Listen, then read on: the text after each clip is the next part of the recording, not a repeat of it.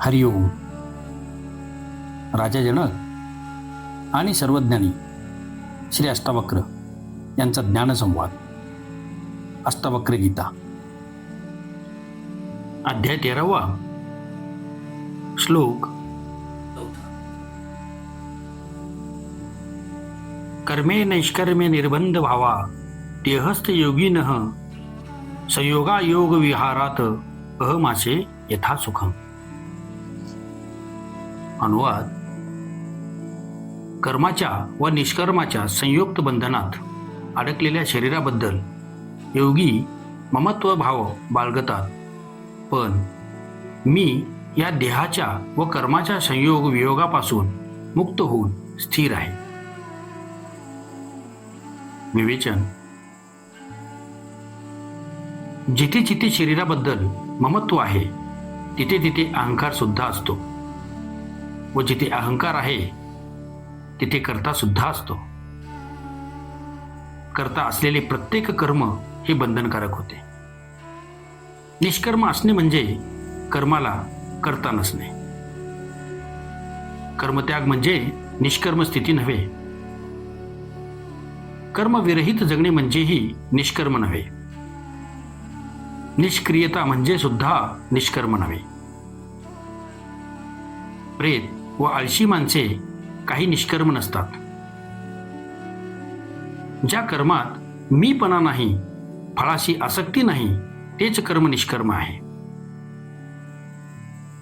संन्याशी व भिकारी यांना सुद्धा कर्मे करावे लागते. कर्मत्याग करणे, कर्म न करणे म्हणजे ईश्वराच्या कामात व्यत्यय निर्माण करणे, ईश्वरीय योजनेत बाधा निर्माण करणे आहे. कर्मे करावी, पण ती ईश्वरीय समजून करावी. कर्तेपणातून मी करतो या भावनेतून मुक्त होऊन कर्मे करावी. स्वतःला केवळ निमित्त समजावे. मीपणाची जाणीव होणे हेच पहिले पाप आहे. सर्व घडते होते ते सर्व ईश्वरामुळे, त्याच्याच नियमामुळे सारे घडत आहे. कर्म करायला नकार देणे म्हणजे ईश्वराच्या कामाला नकार देणे आहे. निष्कर्म हे अपेक्षारहित कर्मे असते. काहीतरी मोबदला मिळावा म्हणून, मोक्ष किंवा मुक्ती मिळावी म्हणून कर्माचे कर्तेपण सोडणे हे निष्काम कृत्य नव्हे, कारण त्याला मोक्षाची लालसा आहे. ही तर सौदेबाजीच आहे, त्याग नव्हे. वासनापूर्तीसाठी केलेले भजन, पूजन, पाठ, ध्यान, तप सुद्धा निष्काम कर्म नव्हे. हे सकाम कर्मच दुःखाचे कारण असते. 5 रुपयाचे नारळ देऊन, हनुमान चालिसाच्या पोथींचे वाचन करून आपल्या खाजगी लाभांच्या मागण्याची यादीच देवासमोर ठेवणे ही काही साधना नाही व पुण्यसुद्धा नाही.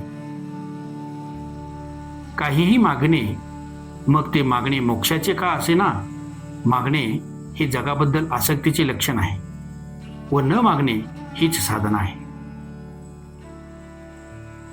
कर्मापासून पळ काढणे हे सुद्धा कर्मच आहे. त्याच्यातही कर्ताभाव आहे. गीतेत सांगितले आहे की या जगात काहीतरी लाभ व्हावा, कर्मसिद्धी व्हावी म्हणून लोक ईश्वराची पूजा करतात. शरीराकरिता आवश्यक तेवढे कर्म स्वाभाविकपणे करणारा कर्म करून सुद्धा कर्माच्या बंधनात मुक्त राहतो.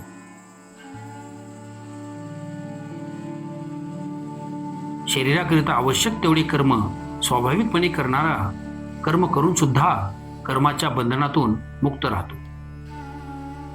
आग्रहाने व हट्टाने केलेले कर्म हे बंधनकारक कर्म आहे.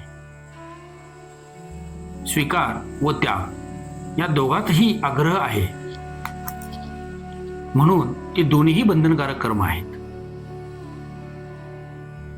अपेक्षा हेच दुःखाचे, असंतोषाचे कारण आहे. कर्मत्याग करण्याचा उपदेश करणाऱ्यांनी जगाला विकृत केले आहे. जीवन व कर्म पर्यायवाची म्हणजेच समानार्थी आहेत. एक दोन्ही राहतील किंवा दोन्ही नष्ट होतील. योगी पुरुषाची तपश्चर्या साधना शरीरापासून सुरुवात होते, ती साधनेची शिडीची पहिली पायरी आहे.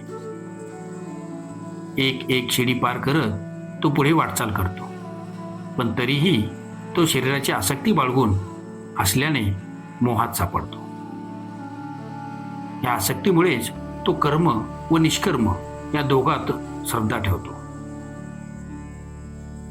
कारण शरीराबद्दल जो आसक्ती ठेवेल त्याने कोणतेही कर्मे केले किंवा तप केले तरी ते कर्मबंधनकारक कर्म सिद्ध होईल.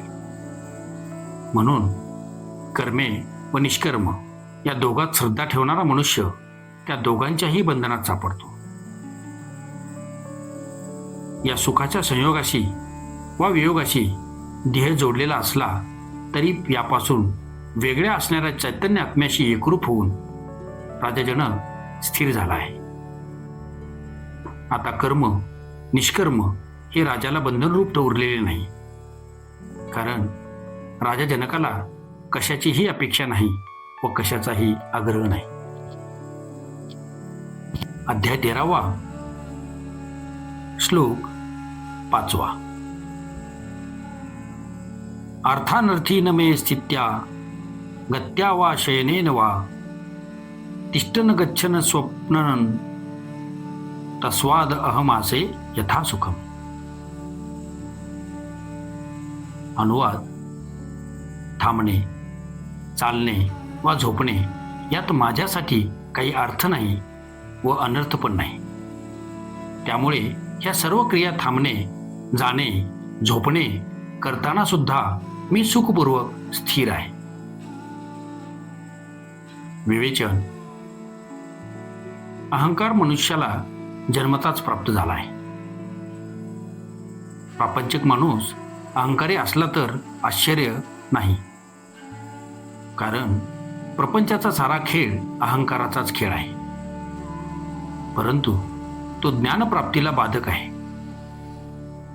पण प्रापंचिक माणसापेक्षाही धार्मिक क्षेत्रातील व्यक्तींचा अहंकार जास्त असतो. अहंकार नेहमी दुसऱ्यांचे लक्ष स्वतःकडे आकर्षित करून घेण्याचा प्रयत्न करतो.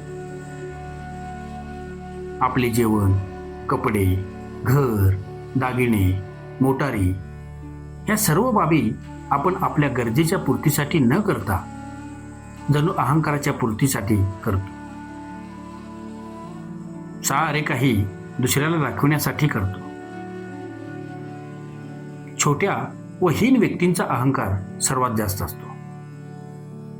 जसा जसा अहंकार वाढत जातो तशी तशी व्यक्तीची श्रेष्ठता कमी कमी होत जाते. मनुष्य सुद्धा प्रकृतीचे एक अंग आहे.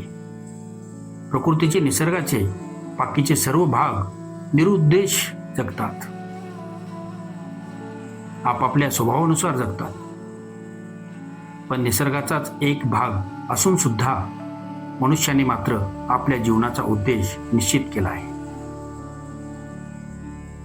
त्याने आपल्या कामाचा उद्देश निश्चित केला आहे. फार काय, खाणे, पिणे, झोपणे, थांबणे, चालणे, बसणे ह्या सर्व बाबींचा उद्देश त्याने निश्चित केला आहे. पण सृष्टीची निर्मिती काही कुठल्या उद्दिष्टाने झालेली नाही. एकच चैतन्यमयी ऊर्जा स्वाभाविकपणे आपल्या गुणकर्मानुसार विविध रूपात व्यक्त होत पसरत गेली, पण तो तिचा स्वभाव आहे, उद्देश नाही. उद्देश ठरविणे हे तर मनुष्याचे काम आहे. उद्देशपूर्ण जीवन जगण्याने मनुष्याच्या अहंकाराची तृप्ती होते, पण उद्देश निश्चित करण्यानेच संघर्षालाही सुरुवात होते. जिंकण्यासाठीच खेळ खेळायचा असेल तर संघर्ष होणे अटळ आहे. ती तर जणू अनिवार्य बाब होईल. पैसे मिळवायचे असतील तर शोषण, लबाडी, बेईमानी व भ्रष्टाचार आवश्यकच आहे. अभ्यास न करता परीक्षा पास व्हायची असेल तर चलाखीने गैरप्रकार करावे लागणारच. जे कार्य स्वाभाविकपूर्वक, सहजपणे व नैसर्गिक वृत्तीने होते त्यातून अहंकार निर्माण होत नाही. पण संत सुद्धा अहंकारामुळे स्वतःच्या मिरवणुका व शोभायात्रा काढून घेतात. नग्न फिरतात, भगवे किंवा पांढरे झगे घालतात. उपवासाचे हिशोब ठेवून कुणी किती उपवास केलाय याचे वर्णन करतात. याप्रमाणे धार्मिक क्षेत्रातल्या व्यक्तीचा सुद्धा हा अहंकाराचा वेगवेगळ्या रूपाने प्रकट होतो. जनक राजा म्हणतो की मी आत्मज्ञानात विलीन झालो, तो माझा स्वभावच आहे. आता मी आपल्या स्वभावातच आहे व स्वभावानुसार जगतो आहे. लाभासाठी नाही किंवा हानीसाठी नाही, अर्थासाठी नाही व अनर्थासाठी नाही, तशी दृष्टीच उरली नाही. आता चालण्याचा, झोपण्याचा, फिरण्याचा, थांबण्याचा माझ्यासाठी काही अर्थ नाही व अनर्थ सुद्धा नाही. ही सर्व कर्मे स्वभावानुसार होत आहेत.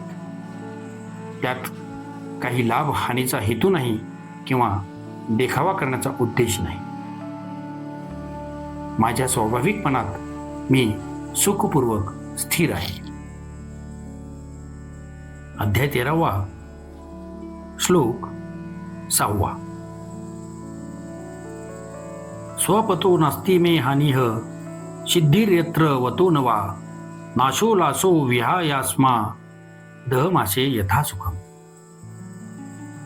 अनुवाद: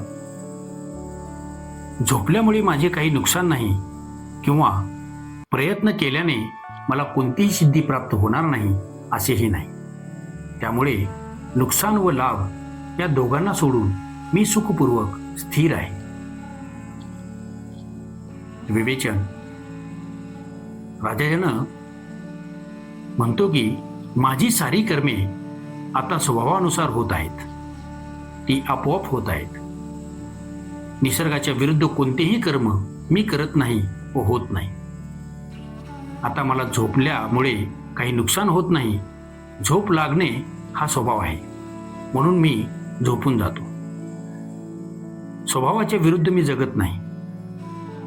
झोपल्याने माझे नुकसान होईल असा मी विचार करत नाही. काम बिघडेल, काम होणार नाही, नुकसान होईल, हानी होईल असे विचार करत नाही किंवा प्रयत्न केल्याने मला कोणतीही सिद्धी मिळणार नाही. लाभ हानी, नफा तोटा व त्यासाठी उद्देश निश्चित करणे हेच साऱ्या अशांतीचे मूळ कारण आहे. ज्ञानी त्याच्या पलीकडे निघून जातो व परमशांती प्राप्त करतो. या उलट प्रापंचिक व्यक्ती त्यातच अडकून नेहमी दुःखी, त्रासलेली व चिंताग्रस्त राहते. अध्याय 13वा, श्लोक 7. सुखा आदि रूपा नियमम भावेश्वालोक्य भूरिशः शुभाशुभे विहायास्मा दहमासे यथा सुखम. अनुवाद: अनेक प्रकारच्या स्थितीमध्ये सुख वगैरेंची अनित्यता वारंवार पाहून आणि शुभ व अशुभ दोन्हीही सोडून मी सुखाने स्थिर आहे. विवेचन: अज्ञानी माणसाला सारे जग दुःखमय भासते. त्याला जगात सर्वत्र दुःखच दुःख दिसते. सुख त्याला दिसतच नाही, कारण दुःखे अधिक मोठी करून पाहण्याची व सुखे छोटी समजण्याची त्याला सवय लागली आहे. त्याच्या दृष्टीमुळे त्याला जे दुःख दिसते त्याबद्दल तो समाजाला किंवा ईश्वराला दोष देतो. दुःखे कमी व्हावी, सुखाची प्राप्ती व्हावी म्हणून तो अनेक प्रकारची चांगली वाईट कामे करतो. दुसऱ्याला दुःख देऊनही स्वतःसाठी सुख मिळविण्याचे तो प्रयत्न करतो. परंतु राजा जनक म्हणतो की मी अनेक जन्मात व अनेक प्रकारच्या परिस्थितीत अनुभव घेतला आहे की दुःखे जशी कायमची राहत नाहीत, तशीच सुखे सुद्धा कायमची राहत नाहीत. ती दोन्हीही अनित्य आहेत. सुखे सुद्धा नष्ट होणारी आहेत. शाश्वत असे सुख व ऐहिक जगात नसतेच. हा सृष्टीचा नियम आहे. मला आत्मानंदाची प्राप्ती झाली कारण मी या शुभ व अशुभ सुखाच्या इच्छेने केलेल्या चांगल्या किंवा वाईट कर्माच्या पलीकडे केवळ आपल्या स्वभावात नैसर्गिकरित्या सहजपणे स्थिर आहे. अज्ञानी या द्वंद्वाच्या व द्वैताच्या संघर्षात सापडून नेहमी दुःख व मानसिक ताणतणावाखाली जगतो. या उलट त्या दोघातून मुक्त होऊन ज्ञानी आत्मनंदी विलीन होऊन सुखाने जगतो. हीच मोक्षाची किंवा निर्वाणाची अवस्था होय. ओम शांती शांती शांती.